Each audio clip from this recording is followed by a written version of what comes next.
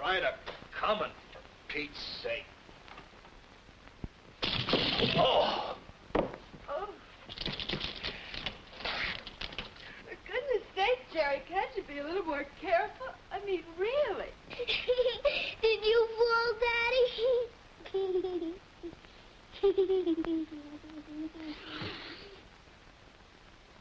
Daddy! Daddy! Now listen to me, Daddy. I'll be the mommy and you be the baby. Now here's your bottle, baby. Now I'm reading to you. Chicken Licken and Ducky Wucky and Goosey Loosey and Turkey Lurkey went down the road until they met Foxy Loxy, and then... Come on, Nancy. Put your book away and start your breakfast. I'm reading to Daddy. So Foxy Loxy said, where are you going, Chicken Licken and Ducky Wucky and Goosey Loosey and Turkey Lurkey? Stop it! Stop it! Now, here, what's the matter with you? She wants to play. She doesn't see you all day, and at night you're so... Can I just have some coffee? Why, you haven't touched your ham and eggs. I can't eat it. You can't eat it? Well, that's the same ham we had last night, silly. You said it was delicious. You had 3 helpings. Look, can I just have some coffee, please? Listen, Jerry, I'm getting tired of all this. You're acting like a bear all the time. I don't like it, and it isn't good for Nancy. You can't have everything just the way you want it. Children simply need a little attention now and then. So do I, for that matter. I'm tired. How can I get any sleep with this yapping for water every night? She doesn't cry that much. You've been jittery for weeks. You're not eating right. There must be something wrong with you, Jerry. Your stomach, maybe. Oh, nuts. I think it'd be a good idea for you to stop and see Dr. Bryant on your way home from the plant. I haven't had a sick day in my life. Oh, Jerry, just you do as I say and stop being such a baby. It's crazy. I'm not sick, and I'm not going to see any doctor. I still say it'd be a good idea for you to see Dr. Bryant. And I still say it's crazy. I'm not sick, and I'm not going to see any doctor. Okay, Doc, what's the bad news? It's nothing physical, Jerry. Nothing I can see. Sure, that's what I told Jean. It will become something physical, and soon, if you go on like this. Not eating regularly, not sleeping. But hell, half the time I can't eat. I can't sleep. That's the trouble. I haven't had a decent night's sleep in weeks. It happens to everybody now and then. Got a minute? Yeah, sure. Sit down, Jerry. Cigarette? No, thanks. I got some. Yeah, try one of these. Gee, I must have smoked up that last pack. How many packs a day do you smoke? Too many. 3, 4, I guess. How are things at home? Jean, Nancy all right? Oh, sure, they're fine.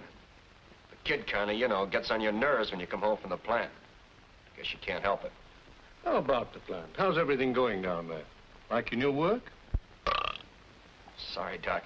The old stomach again. How about the plant, Jerry? Oh, what the hell? You don't want to hear about the plant. Go ahead, Jerry. Doc, I know my work backwards and forwards. I've been doing it for 15 years. I've been with this plant for 5, almost 6 years now. I pushed hard. I got a pretty big job now. Worked up to be part of management, like they say. All right, so I'm part of management. I'm supposed to get the work out, right? That means I give the orders in my shop, right? But does the front office back me up? Hell no. The kind of guys I got under me, I might as well be back on my old job. They do the work, yeah. But it's grousing and griping and arguments the whole day like I was a Simon Legree or something. They make me sick. It isn't as if I was bawling them out all the time or anything. I don't keep yelling at them. I give them breaks. I try to get along with everybody. You know, they tell us at the front office about having consideration for other people. Well, what the hell? Naturally, you got to be decent and all. I try to be polite and nice whenever I can, but it just backfires. It's a headache. I wish I was back where I... What do you mean, backfires, Jerry? Well, like the other day. I'm sitting in my office, trying to straighten out a mess from the week before. Woody Myers, one of my foremen, comes in. He's got a beef. I figure it's best to listen to him. He's got something on his mind, so I stop my work. I tell him to sit down. Jerry, we got to do something about that parking lot deal. The boys are pretty sore about it, and I can't blame them. With the rain all week, you know what a mess it was out there. Yesterday, some of the guys had to take off their shoes and socks to get across to our end of the shop. Now, I know they haven't paved the whole lot yet, and somebody's got to park in the mud, but I got an idea. You see, we get assigned to the muddy section at the north side and have to walk clear across to get in. Now, the accounting guys park in the sheds near us and have to go through the building and all the way around to the office. Now, I was thinking, if you could say a word up front about just switching the two, the accounting guys don't have to go in the mud. They go right in their place, and we go right into the machine shop. It's simple. All we do is switch. Well, what do you want to do about it, Woody? You got any ideas? Have I got any ideas?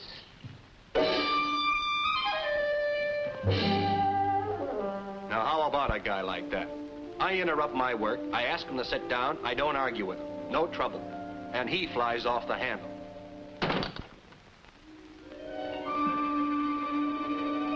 Take last Wednesday. A couple of jobs came in, a little different from the regular stuff.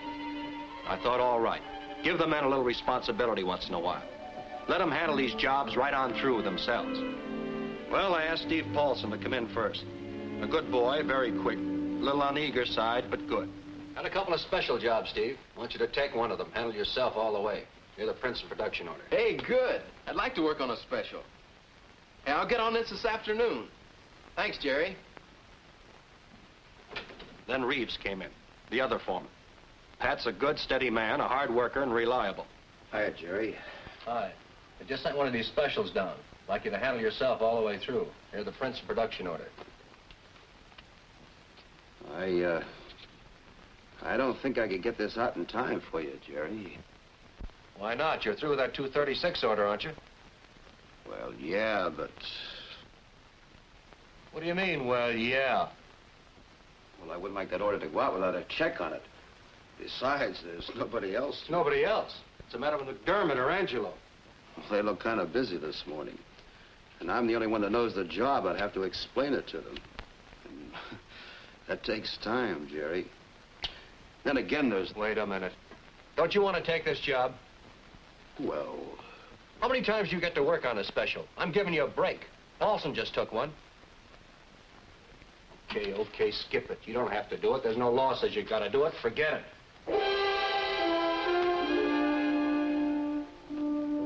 Now, what do you call that? You give two guys the same identical break. One eats it up, and the other won't touch it with a 10-foot pole. Now, listen to this one. This is a beaut. I'm going over the weekly production reports Friday afternoon. I can't seem to make any sense of them. Then I finally see that the numbers on the right-hand side are all loused up. They're from the week before. It's already 3:15, and it takes a whole day to type them over again. Naturally, I'd catch hell for the delay.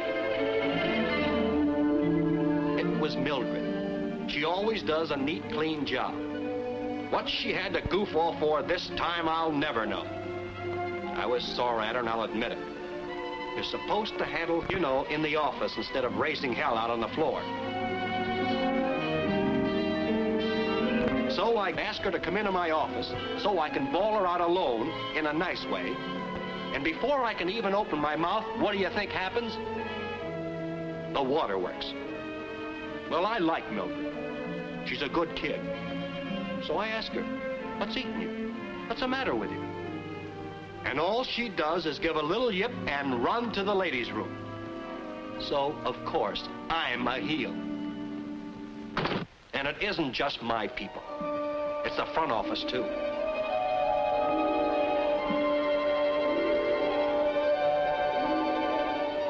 I get to my desk yesterday morning. Right on top of everything, there's a nice big rush memo. What is it? A new batch of drawings for a job we spent 2 hours lining up the night before. Some bright boy up front. No reason, nothing. Just go ahead and change the whole damn job. So I see the boss. Say, Mac, did you see what those guys in engineering cooked up this time? Look at these drawings. The whole thing's changed around. I don't get it. Jerry, I'm very busy right now. But, Mac, this stuff has to go out tomorrow. I don't understand why it's been changed. Jerry, you don't have to understand. I can't take the time now. You've got the plans, and the job has to get out. But...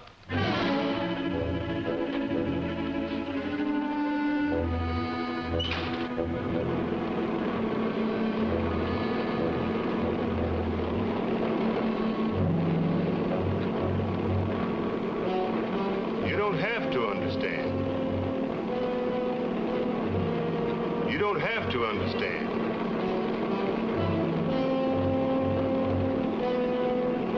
So what could I do? I went out on the floor and just gave the foreman the new dope code. Of course, they had a gripe about it, and naturally all my fault. Why didn't I go to bat? What the hell was I doing about it? So I told them to just go ahead and get the damn thing out. That's what you get paid for.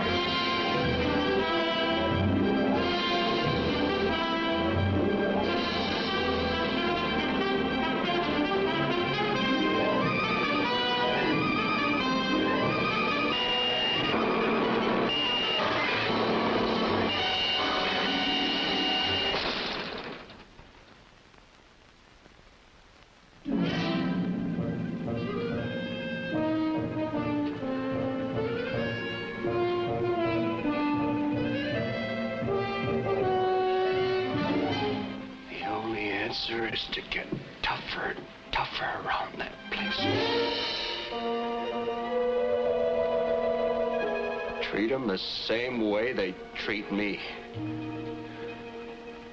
Well, maybe not, Jerry. Look, this isn't a medical problem strictly, but maybe I can help. Oh, the hell with it, Doc. I didn't mean to drag you in all this. I guess I'm pretty jumpy about the plant. I just kind of let off steam. Let's forget it. Feel like a jerk blowing up like that. No, Jerry. You're trying to do a job down at your place, and it's on your mind. First, let me say that I don't know anything about factories, except that they're operated by people.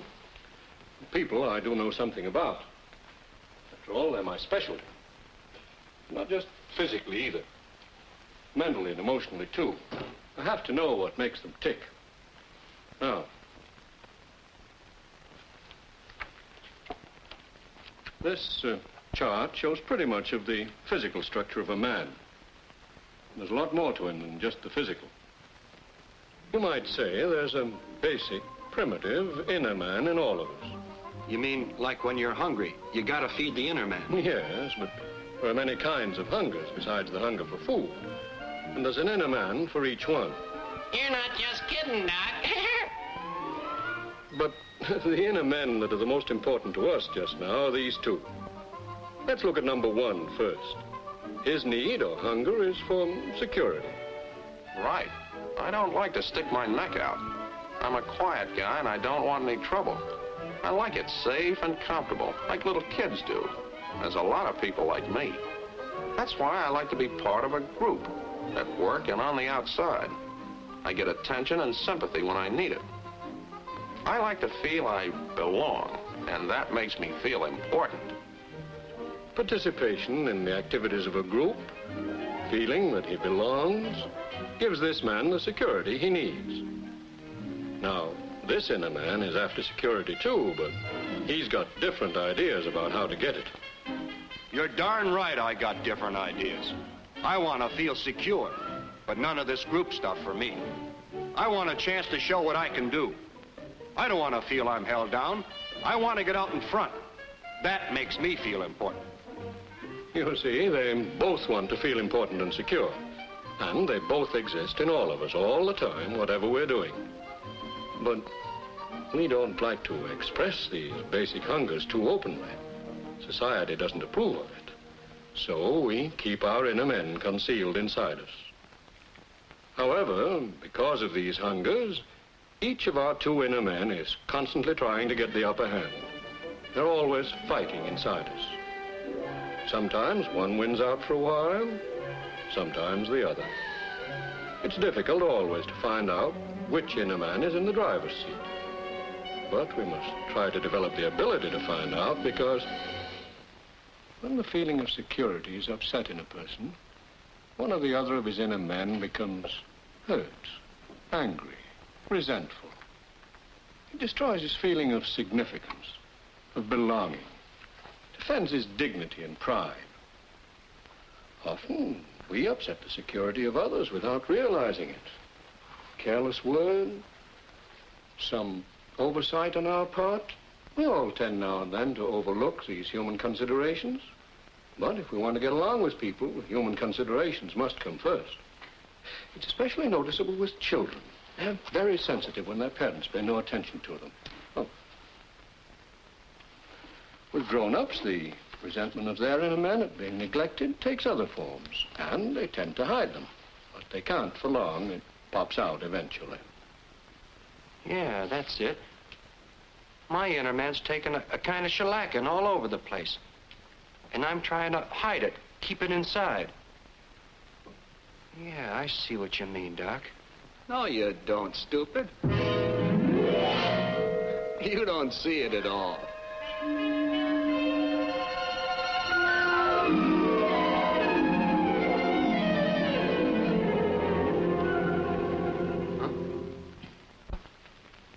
What did you say, Jerry? Huh? Oh, nothing. I just thought Jerry, I'd like you to go home and get some rest. I didn't quite finish all I wanted to say. This sort of thing takes time. Yeah. Suppose you drop in someday next week, and tonight, go home, relax, take it easy. Don't let anything bother you. Just relax.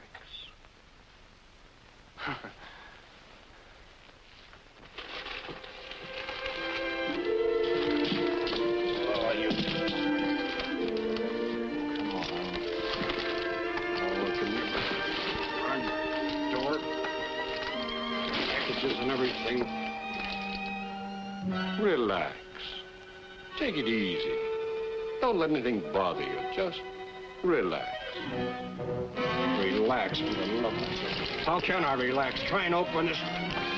Gene! Gene! Come on, open this door, will you? Come on, open this door, Gene!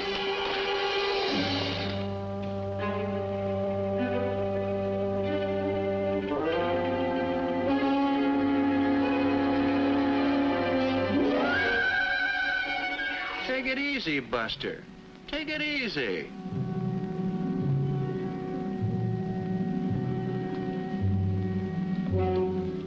Come on in. What took you so long? Well, how long are you going to stand there? Give me that. Gene and Nancy are over at Mother's. Here's a note for you.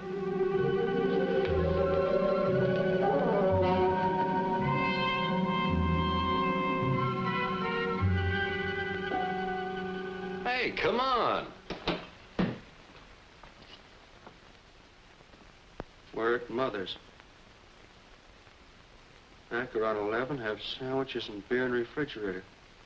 Let's get moving. Hey, look. Would you mind telling me what this is all about? I'm a little slow in the mental department.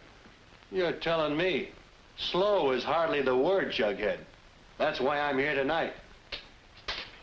What do you mean? Come on in here and bring that.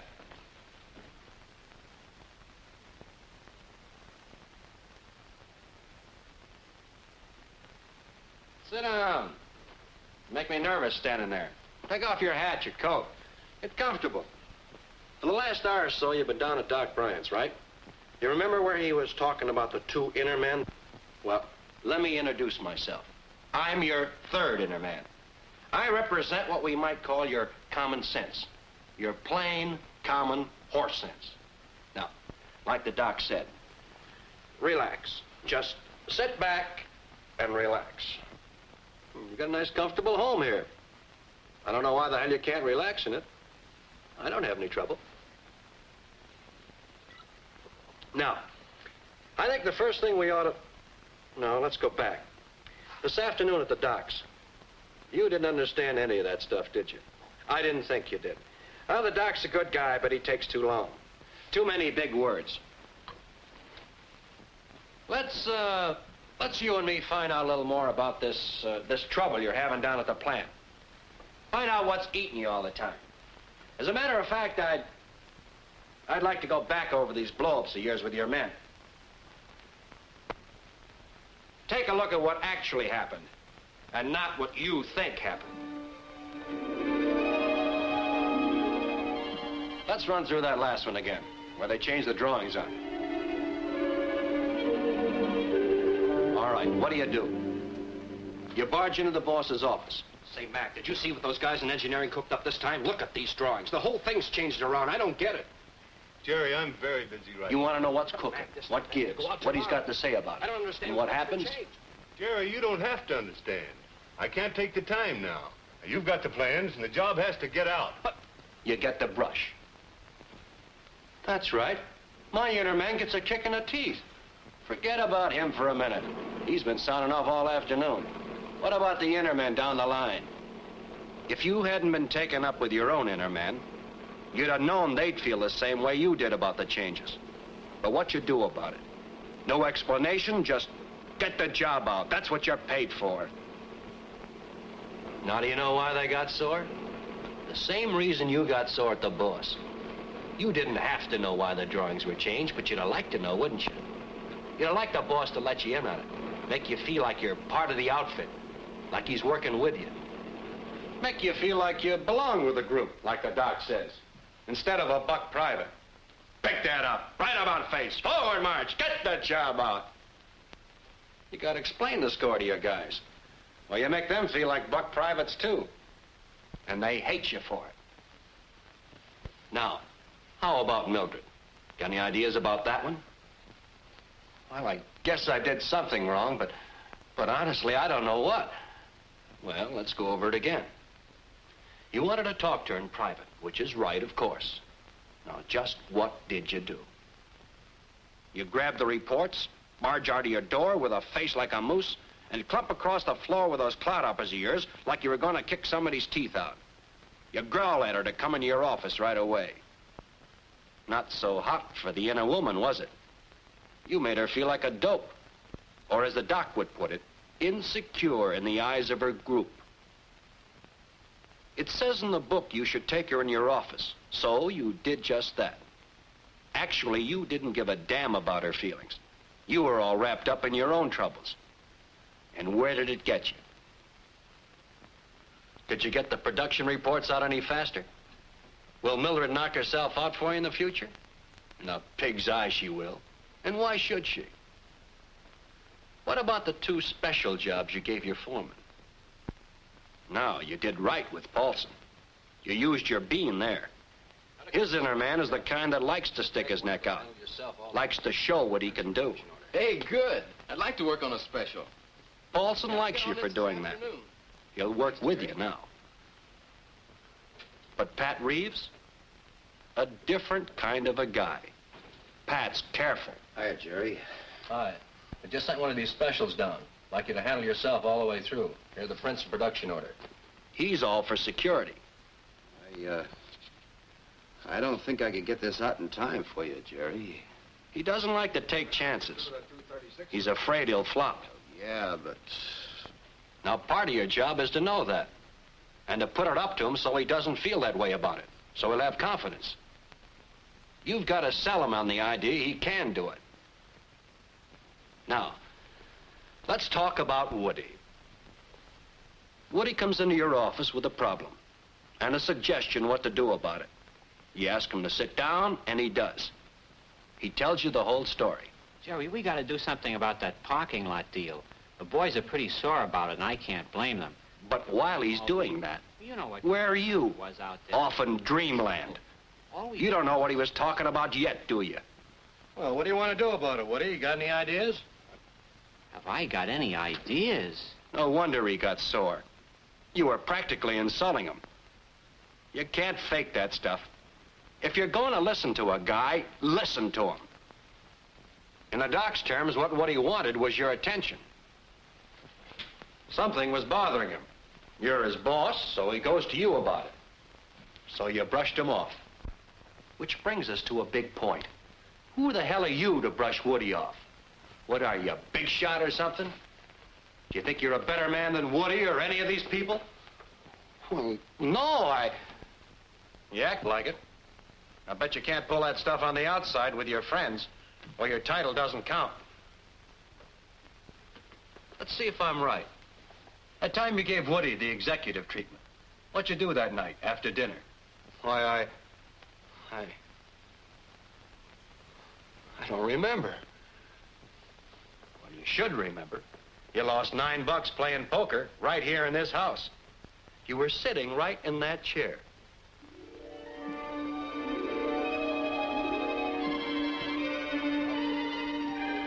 Come on, Coming just like this. All right, you're getting him. Gabbing all night. Who dealt this mess of garbage? You, pushface? Stop the chatter. Can you open? I need a can opener to open this pipe. How about you, Jack? Open for 3. 3. How about you? 3. Skip me. I'm in. Let's up it again. 3 and 3 more. And 3 more to you. Hey, let a guy get in on this, will you? How many's that now? Quit whining and just toss in your dough. That's 6 more. Okay. How many, Jack? 1 card. 1. How many do you? I'm honest. I'll take 3. 3. And I'm taking 3. 1, 2, 3. And I'm out. See, I've been thinking about a new convertible. Do you think Gene's old man could do anything for me on a trade-in? Sure, I'll speak to him first thing in the morning. He'll give you a good break. It reminds me, Ed, how you coming on the garage? Kind of slow. You know, I only get to it on weekends. Come on, Ed. Deal 'em up. Well, how about my giving you a hand on Sunday? Hey, that'll be swell. Come out to lunch. Later, we'll take some beer and we'll go to work. Okay.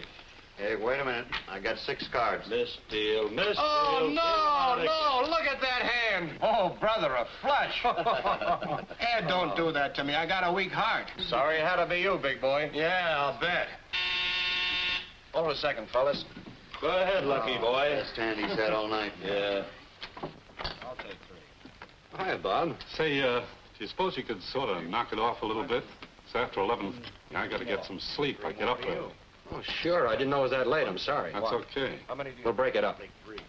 Who knows? The guy I'm could not be too far behind you. Okay, guys, let's pipe down. One more hand. Gene will make some coffee and we'll call it a night. One more hand. I got to have a chance to recoup. I've been losing my pants. I got a good winning streak going here. Why do we have to quit now? Yeah. That's about another half hour, Jerry. Say till about 11:45. Yeah, Okay? Sure, Jerry. Hey, look, guys, look. The fellow lives right next door. It sounds like a clam bake in here. You got a recoup bill, but this guy's got to sleep. Tell you what. Will you call it square if I get Gina to throw in one of her chocolate layer cakes with the coffee? Good I was enough. saving it for my birthday, but what the hell? And Bill, I'll give you cream with your coffee. You talk to me. Sounds okay to me, Big but deal for Bill, yeah. All right. You must know somebody, Bill. I got a half hour to get well here. What? Well, he said. All right.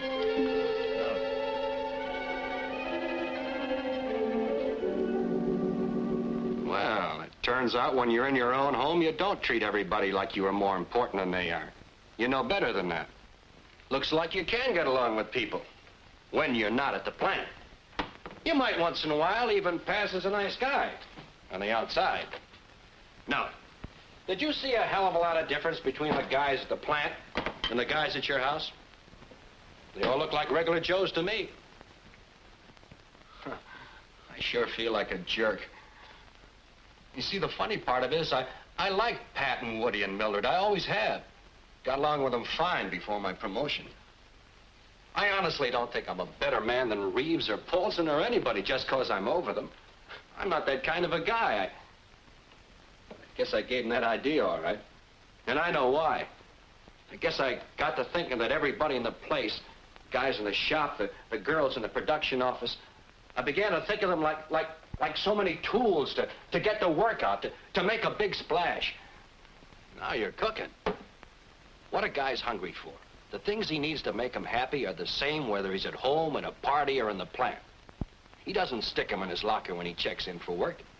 People on the job are the same people at home. Look, with people on the job, there are 2 ways to go about it. You bark at them, throw the stuff at them, or you treat them like a human being. Like a customer you're trying to sell. Put it up to them so they'll want to buy it. Like a customer. That's right. I don't mean high pressure anybody.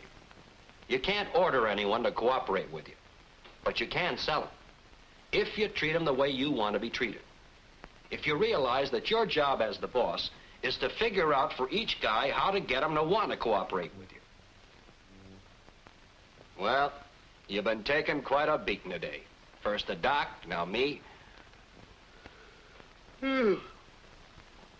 But I think I'll be sleeping a lot better, though, from now on.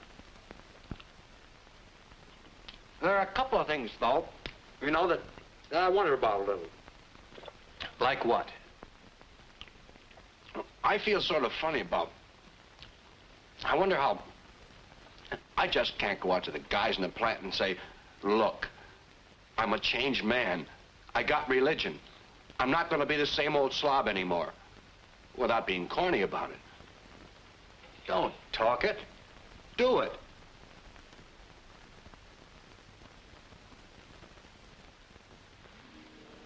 Okay. Now let's you and me get together. With your face and my brains, we might make a little headway. Relax. Take it easy. But it's going to take a little time, bub. Yeah. It's going to take a little time.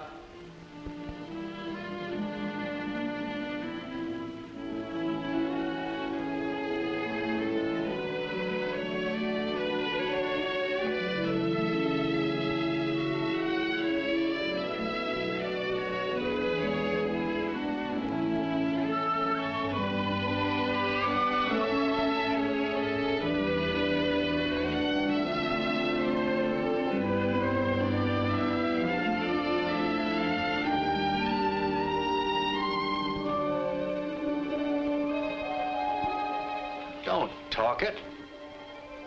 Do it.